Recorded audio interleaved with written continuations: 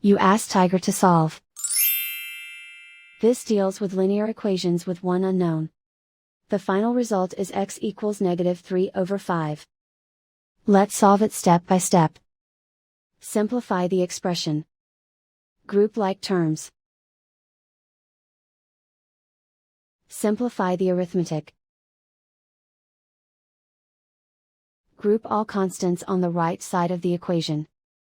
Subtract 3 from both sides. Simplify the arithmetic.